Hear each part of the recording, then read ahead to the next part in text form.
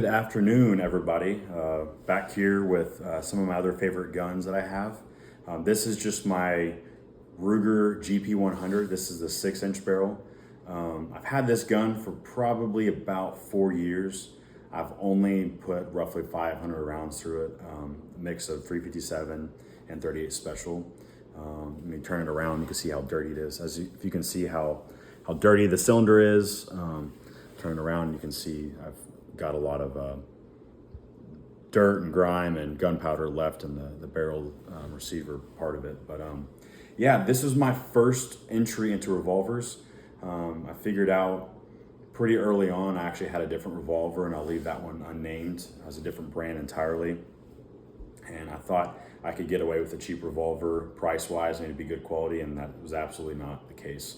So per a lot of gun shop recommendations and gun YouTubers, I went with the Ruger GP100.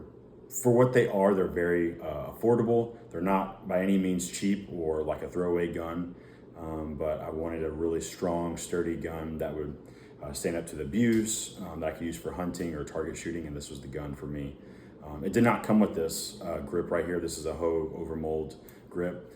This is my other Ruger GP100. This is the original grip design that it came with, and so I moved it from this to this one right here. And so this grip is awesome for absorbing that recoil and giving you a better purchase on the gun when you're shooting. But this one obviously is pretty large.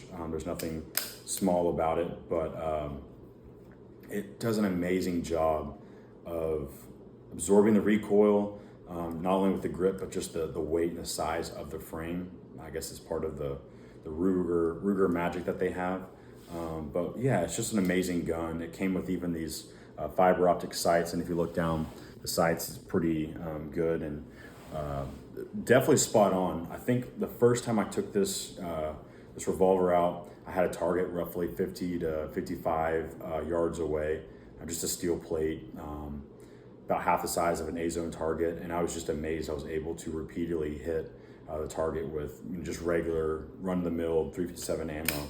And so that's when I really started to pay attention to the gun and just appreciate, like, wow, this gun is accurate. There's not a lot of recoil for the ammo. I even bought some Buffalo bore ammunition, some 180 grain ammo, and it's pretty hot stuff. But on this gun, you can feel it doesn't hurt you, but it's amazing how this gun, like I said earlier, just absorbs the recoil. So like I said, this is the 6-inch version.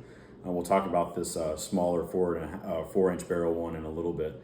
But this is what really got me into revolvers. People are kind of all into striker fired guns and whatnot, but I think that these old quote unquote relics are still meant to hang around, and they definitely have a place in everybody's collection, whether you're just an avid shooter, hunter, or just need this for self-protection.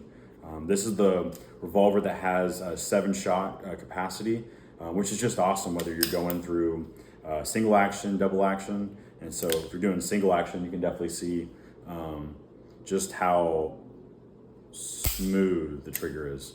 And even double action, it's not super hard. I'm not having to yank it or pull it like some of the other manufacturers that were made overseas. But anyway, this gun is awesome.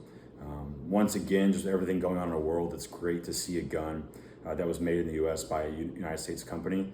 And so I love to support just other Americans in their quest to build amazing firearms such as this one.